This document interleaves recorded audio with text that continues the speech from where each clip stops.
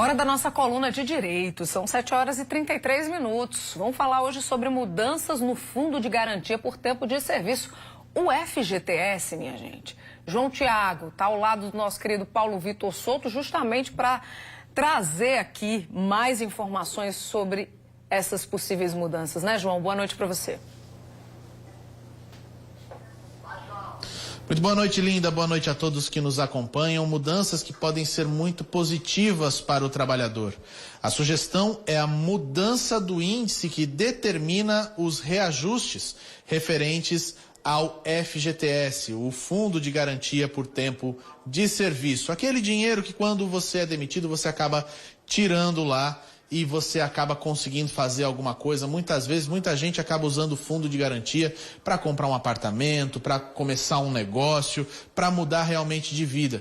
Hoje existe um índice e a proposta é que esse índice seja substituído por outro. Para saber um pouquinho mais sobre isso, está aqui Paulo Vitor Souto, nosso advogado, que é nosso colunista na parte de direito trabalhista. E quando acontece alguma coisa para o trabalhador, é para o senhor que a gente corre. Doutor, isso é bom, isso é ruim? Qual é o índice que a gente tem hoje? Para qual índice que estão querendo mudar? E o que isso influencia na vida do trabalhador? Boa noite, obrigado por conversar com a gente. Boa noite, João. Boa noite ao telespectador. Boa noite, Linda.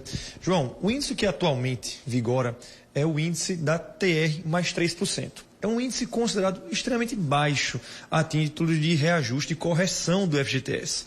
O que se propõe há um bom tempo é que esse índice seja substituído por outro e, de fato, seja declarado inconstitucional. É isso que a ação no STF está tramitando, vem objetivando, declarar o índice utilizado atualmente como inconstitucional.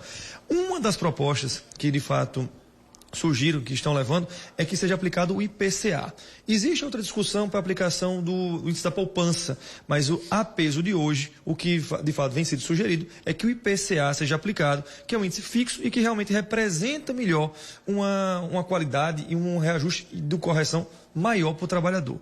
Isso impacta, João, de maneira muito objetiva, a vida de mais de 110 milhões de brasileiros que efetivamente têm valores retiros, têm valores que são aficionados na conta poupança do FGTS, na conta vinculada ao FGTS. Então, todas as pessoas poderão ser afetadas com essa nova correção. Agora, essa correção, segundo o julgamento que está correndo e a preço de hoje, a gente tem que lembrar que esse julgamento ainda está em aberto. Não é um julgamento que foi concluído, os juízes, os ministros ainda estão, tem ministro inclusive pedindo vistas do processo para poder avaliar, para poder dar andamento, mas a preço de hoje, esse índice não é retroativo. Ele contaria a partir, se o julgamento fechasse hoje, contaria a partir de hoje, né? De que forma que vai ser feita essa avaliação? Quem está trabalhando a partir do mês seguinte, o índice muda? Ou então só quando tiverem outro emprego? Como é que vai funcionar? João, de fato, a peso de hoje, um dos dois votos que foram proferidos determinaram que a correção fosse modificada, o índice fosse modificado, mas a partir de hoje, não iria ter efeitos retroativos.